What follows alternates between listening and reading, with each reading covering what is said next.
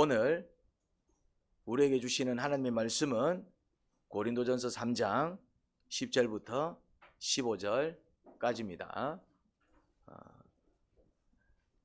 나는 하나님께서 나에게 주신 은혜를 따라 지혜로운 건축자와 같이 기초를 놓았습니다. 그런데 다른 사람이 그 위에다가 집을 짓습니다. 그러나 어떻게 집을 지을지 각각 신중히 생각해야 합니다. 아무도 이미 놓은 기초이신 예수 그리스도밖에 또 다른 기초를 놓을 수 없습니다. 누가 이 기초 위에 금이나 은이나 보석이나 나무나 풀이나 지프로 집을 지으면 그에 따라 각 사람의 업적이 드러날 것입니다. 그날이 그것을 환히 보여줄 것입니다.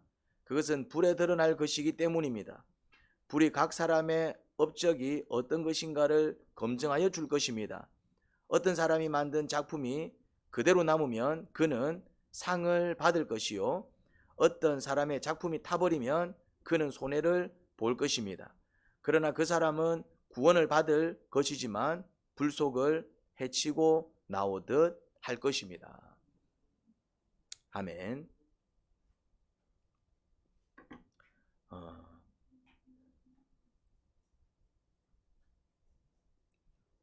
여러분, 혹시 아기 돼지 삼형제 이야기를 아십니까? 어린 돼지 삼형제가 엄마를 떠나 독립을 하지요. 그들은 각각 집을 짓습니다. 첫째는 지프로 집을 짓습니다. 둘째는 나무로 집을 짓지요. 셋째는 벽돌로 집을 짓습니다. 근데 늑대가 나타나지요.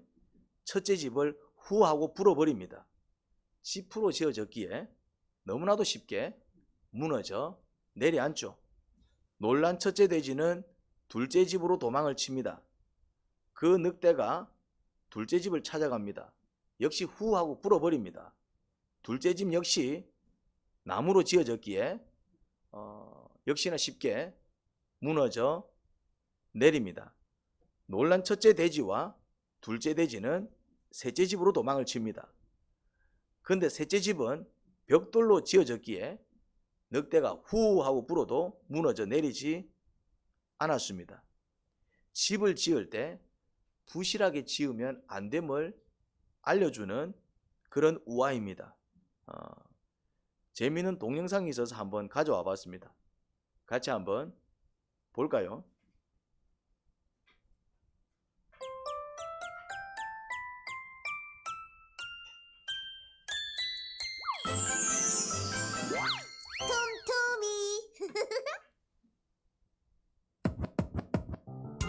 꿀꿀꿀, 우리는 삼형제. 멋진 집을 지어야지.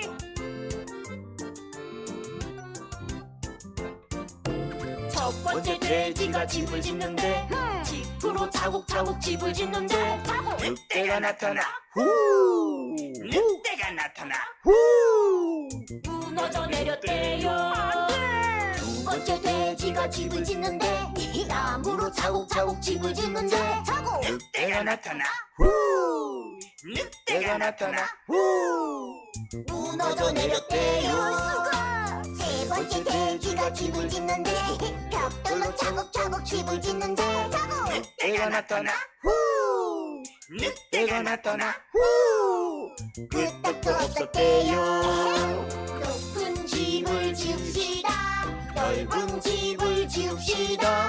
아담한 집을 지읍시다. 아름답게 지읍시다. 아자!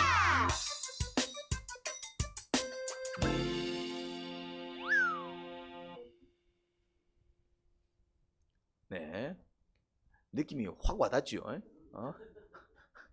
집이라고 해서 다 같은 집이 아닙니다.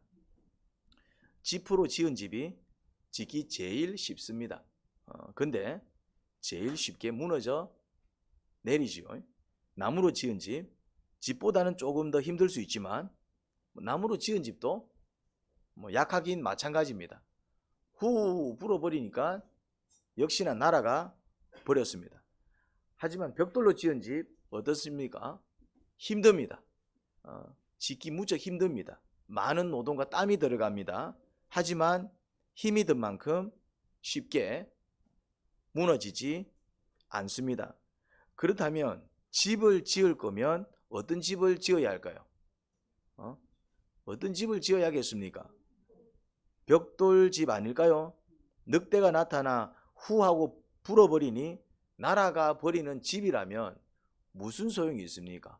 집이라는 것은 포근한 공간이 되어야 되고 안전한 공간이 되어야 되는데, 이건 늑대가 나타나서 후 한번 불어버린다고 날아가 버리고 위협을 당하고 도망을 쳐야 된다면 그걸 집이라고 할 수 있을까요? 소용이 없는 것이지요. 좀 힘들어도 제대로 지어야지 늑대가 나타나 후가 아니라 후후 하고 불어도 끄떡 없어야 할 것입니다. 우리 그런 집 한번 지어보면 어떨까요? 오늘 본문은 인생의 집을 이야기합니다. 우리가 인생을 마친 뒤에 각자 지은 집에 대해서 시험을 받습니다. 분리시험을 받습니다. 다시 말해 집에 불을 질러봅니다. 물론 이 집은 실제 사는 집이 아니라 우리가 인생을 살면서 세운 여러 가지 공로들을 얘기합니다.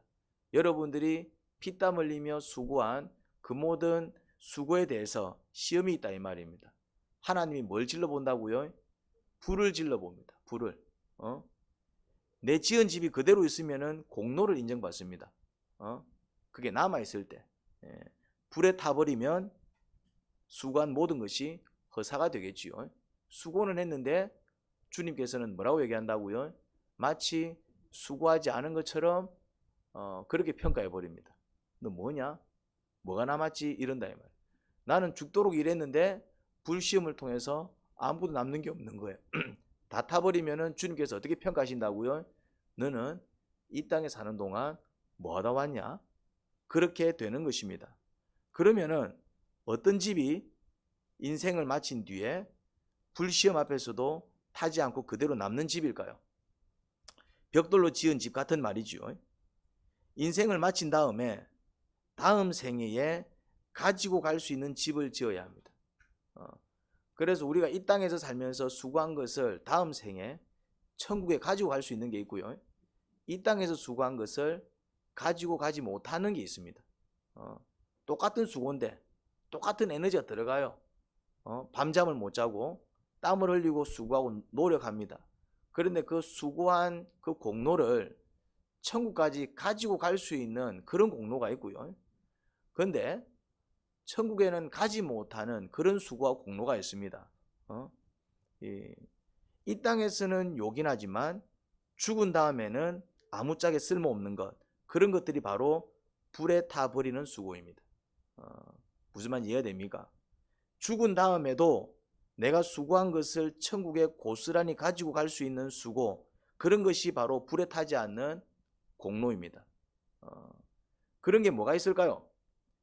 자, 우리가 살아가면서 또 소유하는 수고를 통해서 만들어 나가는 그 인생의 집에 대해서 한번 살펴보면 좋을 것 같아요. 먼저 사람들이 가장 좋아하는 돈부터 한번 살펴봅시다. 돈을 벌기 위해서 얼마나 많은 수고를 합니까? 때로는 피눈물을 흘리고 때로는 밤낮을 자지 않고 그렇게 수고해서 돈을 벌어 댑니다. 돈은 이 땅에 사는 동안 정말 요긴합니다. 하지만 안타깝게도 돈은 죽은 다음에 고스란히 이 땅에 두고 가야 합니다. 동전 한 입도 가지고 갈 수 없습니다. 그러면은 돈은 얼마 벌면 될까요? 이 땅을 사는 동안 우리가 얼마 벌면 될까요? 이 땅을 사는데 그냥 필요한 만큼 벌면 됩니다. 다르게 얘기하면 번 만큼 쓰다가 천국 가면 된다 이 말입니다. 죽으면 어차피 가지고 갈 수 없는 그 돈에 목숨을 걸어서 필요 이상 번다고 수고해. 그런데 정작 죽은 다음에는 가지고 가지 못하니 그게 바로 어떤 수고다? 안타까운 수고다 이 말입니다. 안타까운 수고. 안타까운 수고. 필요한 만큼 벌어서 요긴하게 잘 쓰면 되는 것이지, 그 돈에 목숨을 걸어 그거 번다고 많은 것을 포기하고 살다가 이제 그 돈을 좀 쓸만할 때에 이 땅에 수명을 다하게 되면은요, 그 많은 재산을 어떻게 해야 된다고요? 고스란히 두고 가야 됩니다. 그런 게 또 뭐가 있을까요? 이 땅에서는 요긴 한데 죽으면 아무 쓸모 없는 것, 천국에 가지고 갈 수 없는 것. 근데 의외로 그런 게 많이 있습니다. 뭐 아파트라든지 자동차, 뭐 보석, 고가의 그림, 값비싼 의류. 그러니 그런 것은 필요한 만큼 적절하게 사용하다 이 땅을 떠날 때는 잘 쓰고 갑니다. 그런 마음으로 정리하고 가면 되는 것이지. 그러니까 여러분들의 통장 안에 있는 그 돈은 어떻게 하면 된다고요? 그냥 적절히 잘 쓰다가 이제 이 땅을 떠날 때 뭘 하면 된다고요? 네, 좀 잘 쓰다 갑니다. 요런 마음으로 이제 그런 것이지. 예? 그런 것은 우리가 이 땅에 사는 동안 그것을 얻기 위해 목숨까지 걸 건 아닌 것이죠. 하지만 죽을 때 고스란히 천국까지 가지고 가는 수고가 있습니다. 그게 뭘까요?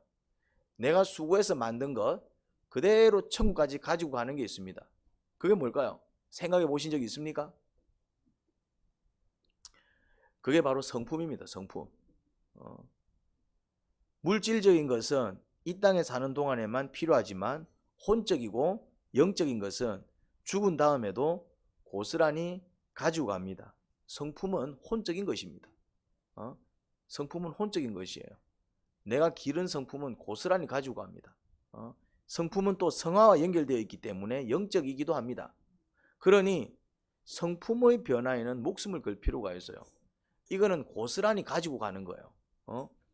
분을 잘 내는 사람은 그 분을 다스리기 위해 노력하시고, 우울한 기분이 자주 드는 사람은 감정을 밝게 만들기 위해서 노력하시고, 불안을 자주 느끼시는 분들은 자신의 심리를 담대하게 만들기 위해서 노력해야 합니다.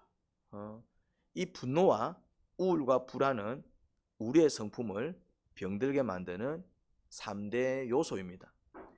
분노를 잘 다스리지 못할 때 그것을 뭐라고 부릅니까? 분노 조절 장애라고 얘기합니다.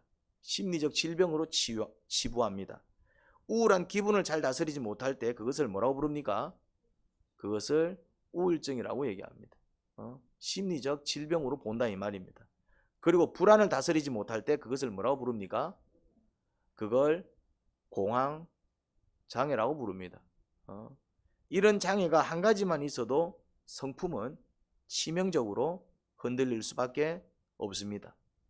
분노 조절 장애가 있든 우울증이 있든 공황 장애가 있든 아니면 그런 것들이 섞여 있든 그 사람은 분명 성품적으로 문제가 있을 수밖에 없습니다. 성품적으로 문제가 있으면 반드시 삶이 불행해집니다. 내 성품을 병들게 만드는 요소를 찾아내셔야 합니다. 그리고 그러한 요소를 없애기 위해서 노력하셔야 합니다. 어떻게 해요? 묵상과 기도와 순종을 통해서. 결국 묵상과 기도와 순종은 내 성품을 주님의 성품으로 성장시켜 나가는 과정입니다. 우리가 그걸 가지고 천국 간다 이 말입니다. 그걸 가지고. 그러니 우리의 마음을 흔드는 것들과 싸우셔야 합니다. 여러분, 신앙생활을 잘하기 위해서 반드시 지켜내야 할 것이 있습니다. 그게 뭘까요? 바로 자기 자신의 마음입니다. 가만히 살펴보면 우리의 삶이 언제 무너지죠? 삶이 언제 무너집니까? 돈이 없을 때? 아닙니다. 돈 없이도 잘 사는 사람들이 있습니다.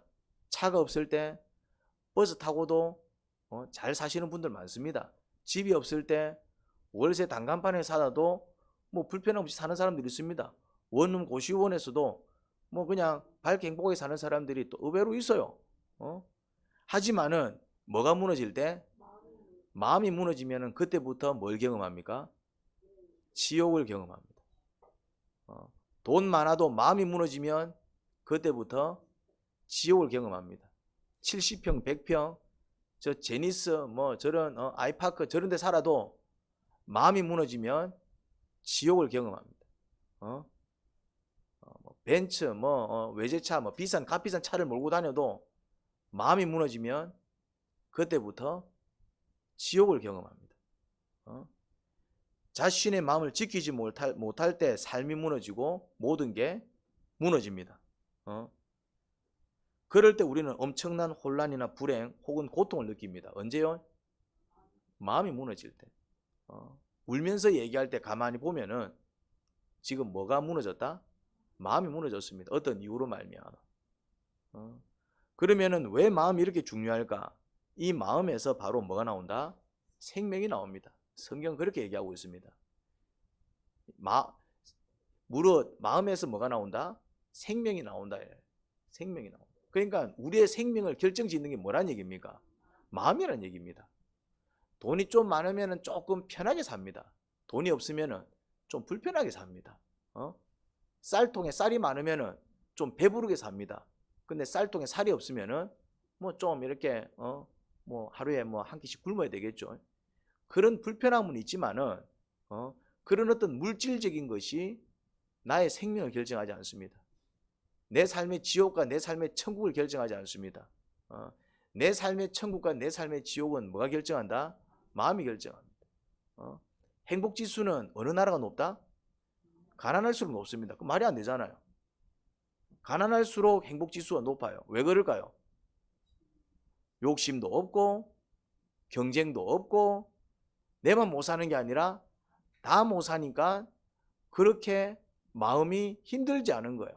근데 잘 사는 나라일수록 마음고생이 많습니다. 왜 그럴까요? 잘 사는 나라일수록 빈부격차가 심하거든. 못 사는 나라들은 다 못 살아. 못 사는 나라들은 다 굶어. 못 사는 나라들은 다 차가 없다니까. 못 사는 나라들은 다 집이 안 좋아. 그러니까 불편은 한데 뭐는 지킨다? 마음은 그렇게 힘들지 않은 거예요. 그냥 다 그래 사나 보다 하니까 마음은 그렇게 어렵지 않으니까 행복지수는 어떻다? 높은 게 아니고 굉장히 높습니다. 그런데 어때요? 좀 괜찮게 사는 나라일수록 뭐가 많다? 우울증이 많습니다. 좀 괜찮게 사는 나라일수록 뭐가 많다? 공황장애가 많습니다. 여러분들 연예인들 80%가 공황장애입니다. 죄송한 얘기지만 이해가 안 되잖아요. 연예인들 얼마나 잘 살아요. 인기 많고 그리고 이제 물질적으로도 풍요롭고. 근데 그 사람들이 무대에서 그렇게 인기를 누리다 집에 들어가면은 마약을 합니다. 이해가 안 되잖아. 뭐가 무너졌기 때문에? 마음이 무너졌기 때문에. 현대인들 가운데에 정신적 질환을 앓고 있는 사람들이 굉장히 많습니다. 이제 우울증은 질병이 아니야. 그냥 니나 내나 다 갖고 있는 그냥 막 그런 심리 상태로 이해가 될 정도입니다. 그렇지 않습니까? 보면은 우울증 약 안 먹는 사람들이 없어. 아니면은 정말 그런 어떤 우울증 증세를 안 보이는 사람들이 거의 없어. 뭘 얘기합니까? 뭘 지키지 못해서? 마음을 지키지 못하기. 마음. 성경에 보면 이런 말씀이 나옵니다. 먼저 그의 나라와 그의 의를 구해라. 그리하면 이 모든 것을 너에게 더하시리라. 너무나도 유명한 성경 구절입니다. 초신자가 아니면은 다 압니다. 조금 교회를 다니신 분들은 이 성경 구절은 너무나도 많이 이야기하는 성경 구절이기 때문에. 자, 먼저 그의 나라와 의를 구하라고 그러지요. 그 나라와 그 의를 먼저 어디에 이루어야 할까요? 먼저 그의 나라와 그의 의를 구해래. 그러면은 그것을 구하는데 어디에 먼저 그것을 이루기를 바라면서 구해야 될까요? 그렇죠. 내 마음이 먼저 천국이 돼야 되지 않겠습니까? 그리고 주님의 의가 먼저 내 마음 안에 이루어져야 되지 않겠습니까? 불의가 떠나가고 주님의 의가 내 안에서 먼저 이루어져야 되겠죠. 내 마음에 주님의 의를 먼저 이루고 내 마음의 천국을 먼저 이룬 다음에는 어디에 이 천국을 이루고 어디에 이 주님의 의를 이루어 나가야 될까요? 뭐라고요? 내 마음에 이룬 다음에는 어디 그래? 그래요. 그렇죠. 그 다음엔 가족입니다. 내 가정에 이제 천국이 임하고 내 가정에 이제 주님의 의가 이루어져야 된다 이 말입니다. 자, 그러면은 내 가정에 이제 천국이 임하고 내 가정에 주의 의가 이제 이루어지기 시작합니다. 그러면은 이제 또 그의 나라와 그의 의가 또 어디로 이제 또 이어져 나가야 될까요? 교회로 나가야 됩니다. 교회 가운데에 다 이웃입니다. 가족도 이웃이고 교회도 이웃이고 다 이웃입니다. 지금 이웃을 세분화시키는 거예요. 당연히 이웃이지요. 내 주변은 다 이웃입니다. 근데 지금 그 이웃을 세분화시키는 것입니다. 자, 첫 번째는 어디라고요? 내 다음에 가정 가운데 들어가야 됩니다. 가정 가운데. 내 가정이 천국이 돼야 돼요. 여러분들 가정 천국입니까? 지옥입니까? 어떻습니까? 내 가정 안에 들어가면 기쁨이 넘칩니까? 아니면 근심거리가 많습니까? 이거 잘 구분하셔야 된다 이 말입니다. 자, 그 다음 어디라고요? 가정 가운데에 천국을 이루고 가정 가운데 주님의 의를 이루었다. 그 다음에는 이제 이 천국과 의가 어디로 나가야 됩니까? 교회로 나가야 됩니다. 교회가 천국일까요? 교회가 정말 주님의 의를 이루는 그런 정의로운 곳일까요? 그렇게 돼야 된다 이 말입니다. 그 다음에는 어디로 나가야 될까요? 그 다음에는 사회로 나가야 됩니다. 사회로, 직장으로, 일터로, 내가 살고 있는 이 사회로, 믿지 아니한 사람들 가운데로, 그리고 마지막 어디까지 나가야 될까요? 세계 열방까지 나가야 된다면 사회가 나라지요. 우리가 살아가는 사회가 나라다 이 말입니다. 다른 말이다 이 말이죠. 그리고 마지막은 어디까지 나가야 된다고요? 그렇죠. 이제 그러니까 온 지구 가운데에 뭐가 임해야 됩니까? 천국이 임하고 주님의 의가 이루어져야 되겠죠. 그런데 그 단계가 뭐부터라고요? 그래서 제발 중보기도 좀 하지 마세요. 중보기도는 나중에. 중보기도 먼저 하는 게 아니에요. 중보기도는 아무나 하는 게 아니에요. 성경에 보면 중보기도는 거의 나오지 않습니다. 누가 중보기도 하지요? 예수님. 시편에 보면 중보기도가 안 나옵니다. 중보기도는 거의 나오지 않아요. 왜 그럴까요? 중보기도 하지 말아라고 나오지 않을까요? 왜 성경에는 중보기도가 거의 나오지 않을까요? 중보기도는 내가 예수님이 될 때 하는 거예요. 내 마음이 지옥인데 중보기도 거짓말입니다. 내 코가 석자인데 중보기도 거짓말이다 이 말입니다. 마음이 없는 소리입니다. 중보기도는 지금 하는 게 아니에요. 중보기도는 성경에 중보기도가 거의 나오지 않는데 유일하게 중보기도를 하신 분은 몇 명 안 됩니다. 중보기도는 거의 나오지 않아요. 예수님이 중보기도 하셨고요. 그리고 이제 일부 사람들이 중보기도 했지만은 그들이 중보기도 할 때 영적 상태는 거의 예수님 수준입니다. 자기들의 문제를 다 해결하고 내 안에 임한 은혜가 저들한테도 임했으면 좋겠는데 그 상태 수준에 갔을 때 나오는 게 뭡니까? 중보기도입니다. 그래서 제가 중보기도를 못하게 합니다. 어떤 기도를 먼저 해야 될까요? 내 마음부터 천국 만들어야 된다 이 말. 내 마음이 천국이 되면은 그 다음에는 내 가정이 천국이 돼야 돼요. 내 집구석은 엉망인데 중보기도 한다? 웃기지 않습니까? 내 자녀들은 엉망인데 너의 가정 자녀들을 위해서 기도해 준다. 이거 웃기지 않아요? 내 자녀들은 개판을 치고 있는데 내 남편은 엉망진창인데 너의 남편을 위해서 기도해 주는 거 이거 웃기지 않습니까? 내 가정은 엉망인데 다른 나라를 위해서 기도한다. 이거 웃기지 않아요? 그런 중보기도는 하면 안 됩니다. 내 문제가 해결되면은 내 가정을 위해서, 내 가정의 문제가 해결되면은 교회를 위해서, 내 교회 문제가 해결되면은 내 사회를 위해서, 그리고 옆집을 위해서. 중보기도도 단계를 밟아서 나가는 거예요. 중보기도를 하지 말라는 얘기가 아니라 순서가 틀렸다 이 말입니다. 그러니까 자꾸 문제가 생기는 거예요.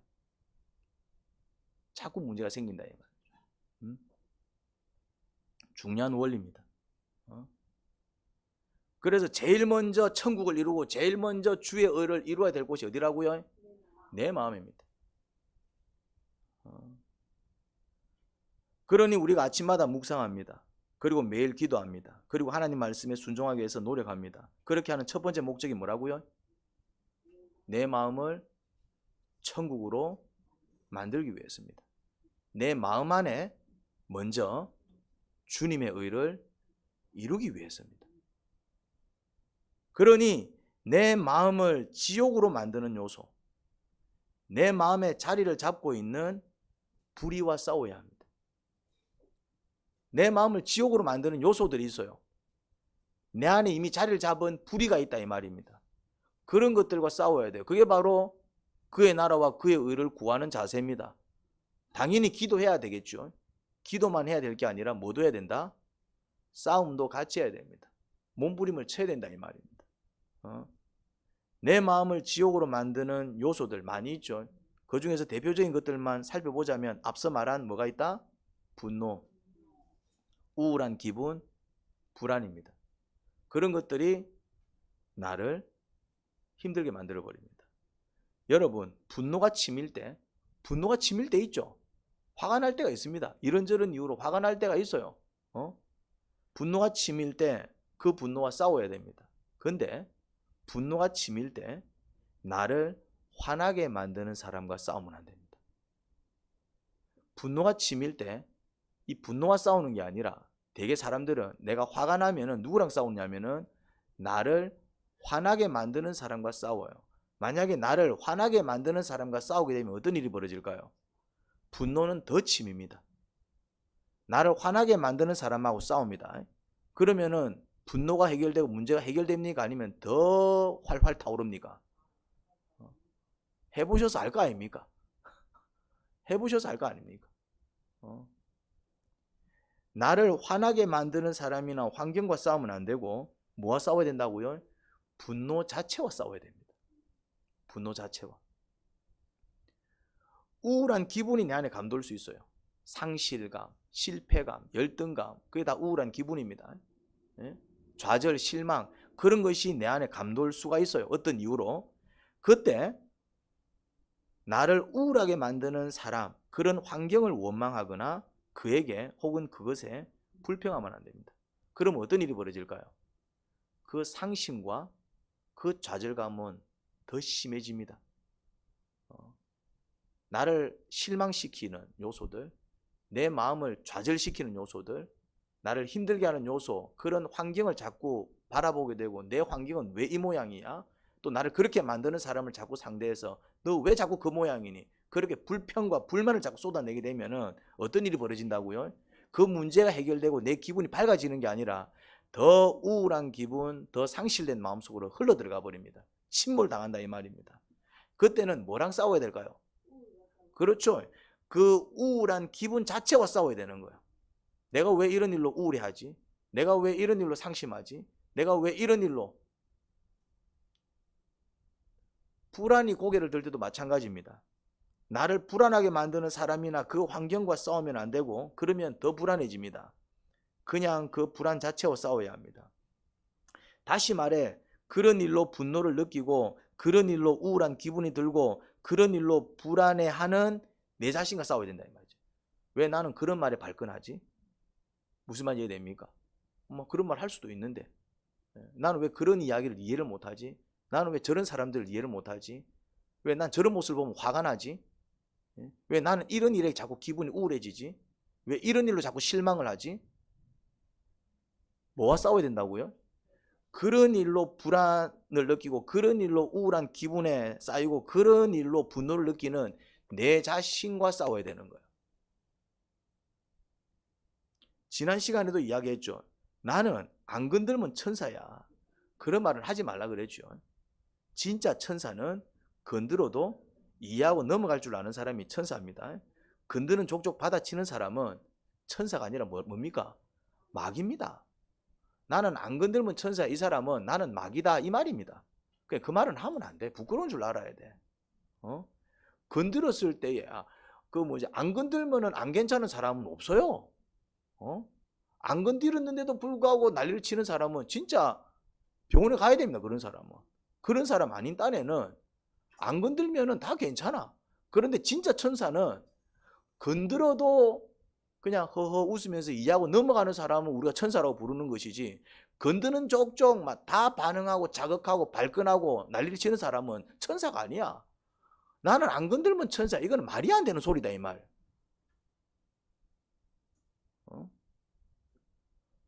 분노, 용서해주기 싫은 미움, 우울한 기분, 상심이나 절망, 불안이나 두려움, 이런 부정적인 감정과 싸우는 무기가 뭘까요? 그러면 이제 이런 거가 싸워야 된다 이 말이야. 사람과 싸우면 안 돼. 나를 화나게 만들고 그런 환경과 싸우게 되면은 더 이제 그런 감정이 휘둘려 버린다니까. 그러면은 이제 내 안에 이제 막 분노가 일어날 수도 있고 용서해주기 싫은 미움이 일어날 수도 있고 막 우울한 기분이 감돌 수도 있고 상심이 들고 절망감이 찾아오고 불안이 찾아오고 두려움이 들고 이게 다 부정적인 감정인데 이게 나를 지옥으로 만든다 이 말입니다. 그러면은 이런 부정적인 감정과 싸우는 무기가 뭘까요? 무기가 있어야 될까요? 싸우려면은. 그게 바로 직면기도입니다. 그래서 성경에는 직면기도가 굉장히 많이 나옵니다. 중보기도는 거의 나오지 않습니다. 성경에는 중보기도는 거의 나오지 않아요. 몇 군데 안 나옵니다. 아까도 얘기했지만 예수님의 중보기도, 몇몇 영적 지도자들이 민족을 위한 중보기도 나오긴 나오는데 그렇게 많이 나오지 않습니다. 거의 90% 이상은 다 어떤 기도일까요? 직면기도입니다. 예레미야서를 보면은 예레미야의 기도가 나오는데 거의 대부분이 직면기도입니다. 욥기 마찬가지 100% 직면기도입니다. 시편 99%가 직면기도입니다. 1% 정도 제왕시라고 해가지고 왕을 찬양하고 왕을 위해서 기도하는 내용이 나오는데 극히 미비합니다. 시편은 99%가 직면기도입니다. 예수님도 중보기도를 하셨지만 사실은 어떤 기도를 더 많이 하셨다? 직면기도를 더 많이 하셨습니다. 그런데 그러면 직면기도를 해야 돼? 중보기도를 해야 돼? 직면기도는 반드시 해야 됩니다. 중보기도는 내가 중보기도 할 수 있는 영적 상태와 영적 수준이 되면 하는 거고 못 되면 못 하는 겁니다. 중보기도는. 근데 직면기도는 죽고 사는 문제입니다. 내 마음을 지킬 수 있는 유일한 무기가 뭐라고요? 직면기도입니다. 이번 주부터 하나님의 능력을 체험하는 기도학교를 시작합니다. 그때 직면기도를 집중적으로 가르칩니다. 그리고 직면기도를 연습시킵니다. 기도학교를 한 번도 경험하지 못한 분들은 꼭 참석하셔서 직면기도를 배우시기 바랍니다. 한 번 하신 분들은 몇 번 더 하셔야 됩니다. 이게 완전히 내 무기가 돼야 됩니다. 직면기도는. 그리고 이미 직면기도를 체득하신 분들은 스텝으로 오셔서 배우는 분들을 도와주셔야 됩니다. 직면기도가 의외로 어려워요. 해보니까. 그래서 이론으로 가르치기보다 할 줄 아시는 분들이 또 그런 직면기도를 보여줌으로 아 저렇게 하는 거구나 따라할 때 좀 더 쉽게 배웁니다. 그래서 거저 받았으니까 줄 알아야 됩니다. 직면기도는 정말 중요한 기도입니다. 그런데 정작 성도님들은 직면기도를 잘 모릅니다. 성경은 가장 중요하게 다루는 기도인데 정작 우리는 놓칩니다. 그러면 성경은 왜 직면기도를 중요하게 다룰까요? 중보기도는 해도 되고 안 해도 됩니다. 무슨 말인지 이해됩니까? 내가 그런 영적 수준이 되고 내 문제가 다 해결되어서 더 이상 나를 위해서 기도할 게 없는 사람들은 당연히 이제 누구한테 흘러나가야 됩니까? 이웃을 흘러나가야 돼요. 중보기도를 해야 되는 거예요 이제. 하지만은 그거는 나중입니다. 직면기도는 반드시 하셔야 됩니다. 왜 그럴까요? 직면기도는 바로 우리 마음을 지키는 결정적인 무기이기 때문에 그렇습니다. 쉽게 말해서 중보기도는 안 해도 큰 문제가 안 생기고 해도 큰 문제가 안 생깁니다. 근데 직면기도는 안 하면 내가 지옥 갈 수도 있습니다. 예를 들어서 내 마음이 정말 격해지면은 거의 누구 형상으로 바뀌어 나갑니까? 마귀로 형상 바뀌어 나갑니다. 빨리 직면 기도해가지고 그렇게 마귀화 되어가는 나를 뭐로 돌이켜야 됩니까? 다시 주님으로 돌이켜야 돼요. 그런데 마귀화 되어가는데도 불구하고 그걸 방치해서 완전히 내가 마귀가 되어버리면 어떻게 될까요? 지옥 가는 거지. 완전히 마귀가 되어가고 주님도 부인해버리고 하나님도 부인해버리고 그래버리면 어떤 일이 벌어지겠습니까? 지옥 가는 것이지. 직면기도는 하고 싶으면 하고 하기 싫으면 안 하는 게 아니에요. 직면기도는 내 안에 분명히 내 마음을 지옥으로 만드는 요소들이 발동을 걸면은 그때는 목숨 걸고 싸워야 됩니다. 직면기도는 그런 의미를 가지고 있습니다. 직면기도는 내 마음을 친히 만져주시는 하나님의 손길을 바로 경험할 수 있는 정말 놀라운 기도입니다. 내 눈물을 닦아주시고 내 마음을 어루만져 주시고 나에게 생명을 주시는 하나님의 능력을 바로 체험하는 기도가 어떤 기도다? 직면기도입니다. 그래서 성경에서도 직면기도가 굉장히 많이 나옵니다. 다윗의 기도는 거의 99%가 직면기도입니다. 다윗의 기도의 중보기도는 거의 나오지 않습니다. 다윗이 나라를 위해서 기도하는 내용은 거의 나오지 않습니다. 다윗이 교회를 위해서 기도하는 내용은 거의 나오지 않습니다. 다윗의 기도는 전부 무슨 기도다? 저주기도 아니면은, 탄식기도 아니면은, 감사기도 아니면은, 찬양기도 아니면은, 자복기도입니다. 다윗의 기도는 거의 대부분이 그렇습니다.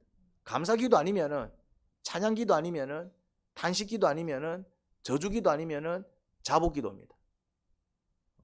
중보기도는 거의 나오지 않습니다. 그런데 다윗이 그렇게 마음을 잘 지켰더니 어떤 일이 벌어졌습니까? 성군이 되어가지고 나라를 잘 지켰지요. 내 마음을 잘 지키면은 가정을 잘 지킵니다. 차라리 가정을 중보기도 할 바에 내 마음 잘 지켜서 내 가정을 지키는 사람이 되십시오. 나라를 위해서 중보기도 할 바에 차라리 내 마음을 잘 지켜서 나라를 위해서 헌신하고 일하는 사람들이 되십시오. 차라리 교회를 위해서 중보기도 할 바에 내 마음을 잘 지켜서 교회 분란을 일으키기보다 교회를 위해서 중보기도 하면 뭐해? 내 마음 못 지켜가지고 맨날 교회에서 쌈박질이나 하고. 무슨 말인지 이해됩니까? 교회를 목사를 위해서 백날 중보기도 하면 뭐하냐 말이지. 마음이 삐딱해가고 말이지. 설교 들을 때 말이지. 목사 대들기는 하고. 차라리 중보기도 하지 말고, 목사를 위해서 중보기도 하지 말고 마음 다스려가지고 그냥 목사님 앞에서 환하게 웃어주고 교회 와가지고 분란 일으키지 말고 내 마음 잘 다스려가지고 교회를 잘 섬기는 사람이 되라 이 말입니다. 중보기도보다 더 중요한 게 뭐라고요? 직면기도입니다. 중보기도는 해도 되고 안 해도 되는 기도입니다. 그렇지만 내 마음을 다스리기 위해서, 내 마음을 다시 천국으로 만들기 위해서 자꾸 내 모습이 자꾸 마귀를 닮아간다 이 말이에요. 이제 분을 내고 용서하지 못하고 이런 일로 상심하고 저런 일로 절망 가운데 빠지는 거는 성령의 모습입니까? 마귀의 모습입니까? 그 정도는 분별할 수 있잖아요. 성경 안 봐도. 이런 이유 때문에 쌈박질하고 내 시기하고 질투하고 이런 모습은 하나님의 형상입니까? 마귀의 성품입니까? 그러면 내 안에 그런 성품, 마귀를 닮아가는 모습이 드러나면은 나는 당연히 그런 모습과 싸워야 돼요? 아니면 그냥 냅두면 됩니까? 싸워야 되죠. 그 싸우는 무기가 뭐라고요? 직면기도입니다. 분노가 들끓으면은 그 분노를 가지고 기도하셔야 됩니다. 미움이 들끓으면은 그 미움을 가지고 기도하셔야 됩니다. 불안이 찾아오고 우울이 찾아오고 상심이 찾아오고 절망이 찾아오고 실망이 찾아오고 정말 그냥 막 다 때려치우고 싶고 그냥 사는 것도 싫고 내가 이 여자랑 살기 싫고 이 남자랑 살기 싫고 그냥 막 다 정리해버리고 싶고 이럴 때 정리해야 돼? 아니면 그 마음과 싸워야 돼? 15층에서 뛰어내리고 싶을 때 뛰어내려야 돼? 아니면 그 마음과 싸워야 돼? 뭔 말인지 이해가 됩니까? 그게 바로 직면기도입니다.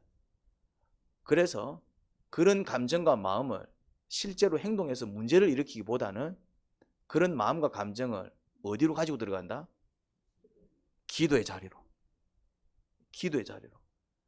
그래서 저주가 치밀면 저주기도 하는 것이고 탄식이 치밀면 탄식기도 하는 것이고 감사가 솟아오르면 감사기도 하는 것이고 찬양이 솟구치면 찬양기도 하는 것이고 죄악이 떠오르면 자복기도 하는 것이고 그래서 내 감정이 천국이 되고 내 마음이 주의 나라가 되고 그 안에 주의 의가 이루어지면은 그러면은 이제 교회를 위해서 나를 힘들게 했던 사람 오죽하면 그렇게 했을까?